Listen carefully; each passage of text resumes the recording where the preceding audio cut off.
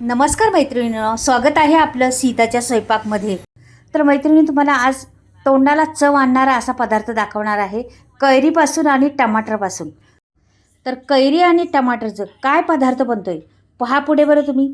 तर आता मी इथे बघा, कैरी पाण्यात भिजत घातली होती. चांगली अर्धा तास पाण्यात टाकली होती भिजत असे म्हणतात. आता काय माहीत नाही मला, पण म्हणतात का पाण्यात टाकले तर त्याचा गरमपणा असतो तो निघून जातो आणि थंडपणा पैदा होतो. म्हणून त्याला मी, आणि त्याला चीक पण असला तर तो निघून जातो, त्याच्यात बुडापाशी चीक असतो तो चीक पण निघून जातो. म्हणून मी अर्धा तास पाण्यात टाकली होती भिजत, नंतर काढली तिला. आता कापली कैरी तोतापुरी आहे ही, आणि तोतापुरी कैरीचं करणार आहे. ही कैरी आंबट नसती, छान अशी जरी खाल्ली तरी छान लागती, म्हणजे बिंदास खाऊ शकतो आपण. अशी कैरी आहे, अशी खोबऱ्यासारखी मस्त पांढरी शुभ्र कैरी आहे. तर नक्कीच तुम्ही पहा. आता मी याचे तुकडे करणार आहे. याची साल काढून घ्यायची. पहिली साल ठेवायची नाही, का की तुरट असते साल, म्हणून साल काढून टाकायची कधी पण. तर मी साल काढून टाकते त्याची पूर्ण कैरीची. पूर्ण एक कैरी घेणार आहे मी. आता माझ्याकडे आहेत कैऱ्या बऱ्याचशा, पण मी आता एक कैरीचं दाखवणार आहे तुम्हाला. तर काय करणार आहे एक कैरीचं पाहूया आता. हे पहा, तर मी ही बारीक बारीक तुकडे करून घेते. पहिले सर्व कैरीचे बारीक बारीक तुकडे करणार आहेत. हे बघा, छोटे जरा आणखीन मोठे केले तरी चालतील, तुम्हाला किती पाहिजे तेवढे करू शकता. तर हे झालेले आहेत माझे तुकडे बनून. आता इथं मी घेतलेलं आहे बघा ग्राइंडर. हे ग्राइंडरमध्ये मी बारीक करणार आहे ती कैरी. तर पहा तुम्ही, पहिलं मी काय घेते आणि नंतर मग काय घेते पहिलं पाहूया. आता ही कैरी, ही टमाटर पण घेते. तर एक कैरी घेतलेली आहे ना मी, जास्त नाही घेणार. टमाटर एकच टमाटर घेणार आहे. एक कैरी आणि एक टमाटरचं करणार आहे. तर पहा तुम्ही आता पूर्ण व्हिडिओ पाहिला तर कळे ना मैत्रिणींनो. संपूर्ण व्हिडिओ पाहिला तर तुम्हाला समजेल काय बनते ते आणि काय चविष्ट बनणार आहे. तर हे बघा, बूड नाही मी काढलं पहिलं, त्याचं नंतर काढणार आहे. अशी ह्याचे पण तुकडे करून घ्यायचे आणि हे मिक्स ह्याच्यात टाकायचे ग्राइंडरमध्ये. असेच तुकडे करायचे. कैरीचे केले त्याच पद्धतीने तुकडे करायचे. आणि एक टमाटर तर एक कैरी असं घ्यायचं आपल्याला. मेजरमेंट असं आहे त्याचं.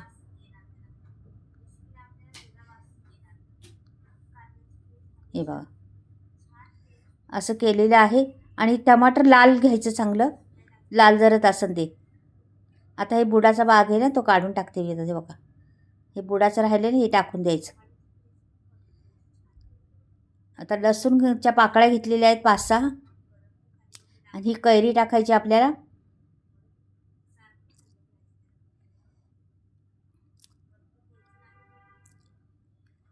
आणि खोबरं छोटी वाटी घेतली भरून, खोबरं पण टाकलेलं आहे. सुकं खोबरं आहे, त्याचा किस केला होता तो टाकलेला आहे.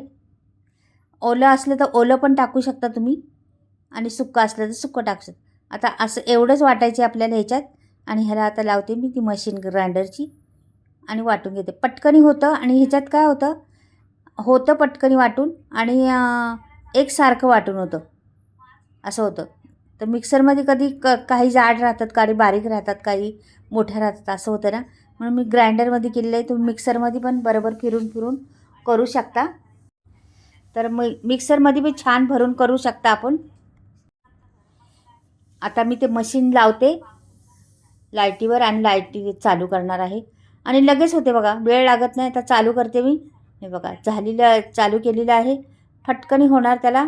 मध्ये थोडंसं खोलून पाहते एकदा, त्याचं मिक्स करून जरासं, आणि नंतर मग फिरवून बघूया किती बारीक झाले ते.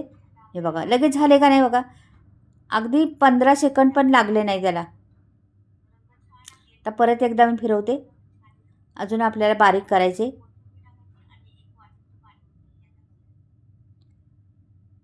हे बघा, आणि एकसारखं होतं त्याच्यामध्ये. जे आपल्याला कुठलाही पदार्थ करायचा तर काही बारीक काही जाड असं नाही होत. छान असं एकसारखं होतं. त्याच्यामुळं ग्राइंडरमध्ये केले तर उत्तमच आहे. नसलं ग्राइंडर तर तुम्ही मिक्सरमध्ये बी करू शकता, काही नाही प्रॉब्लेम. ज्याच्याकडे आहे त्या पद्धतीनेच वापरायचं. त्याला जरा होऊन दे छान बारीक. आपल्याला एकदम बारीक करायचे त्याला, म्हणून आता झालं असेल बहुतेक, बघूया. हे बघा, मस्त झालेलं आहे. आता मी हे बाजूला करते. इथे कढई ठेवलेली आहे.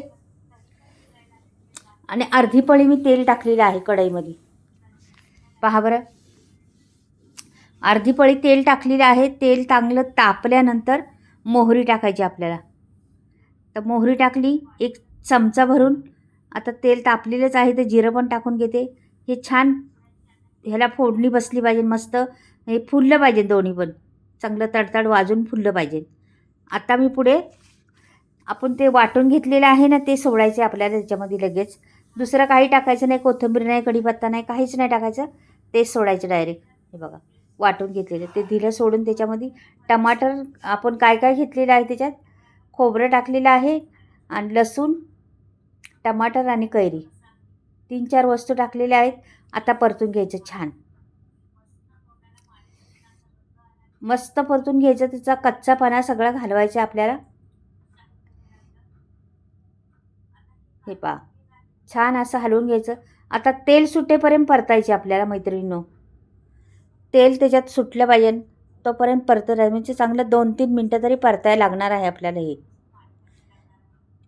छान हलवत राहायचं, करपून द्यायचं नाही खाली जरा पण. जरा जरा तेल सुटायला लागलेले पहा. आता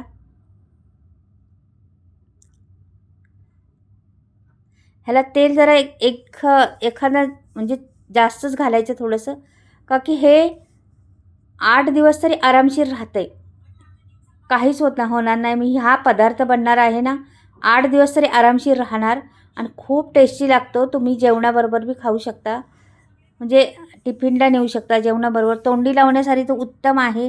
तर ही टमाटर आणि कैरीची चटणी बनवणार आहे मी, पण फार खमंग लागते ही चटणी. एकदा बनवून पहा तुम्ही, कळेन तुम्हाला किती टेस्टी लागते ती. तर ह्याला छान परतून द्यायचे. पण बघा बारीक करून ठेवलेलं आहे मी ह्यात जरा, आणि तेल सुटायला लागलेलं आहे त्याला.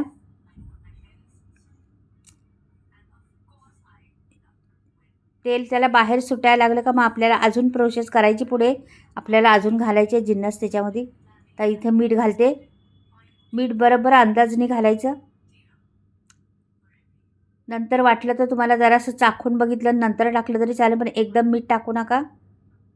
अंदाज बरोबर असला तर बरोबर परफेक्ट टाका मीठ, पण असं एकदम मीठ टाकू नका. आता मैत्रिणींनो, ह्याच्यात मला लाल तिखट घालायची. 1 चमचा लाल तिखट घातलेला आहे मी. छान त्याच्यामध्ये मिक्स करायचं. पूर्ण 1 चमचा घातलेला आहे लाल तिखट. आणि लाल चटणी बनवणार आहे रेड कलरची.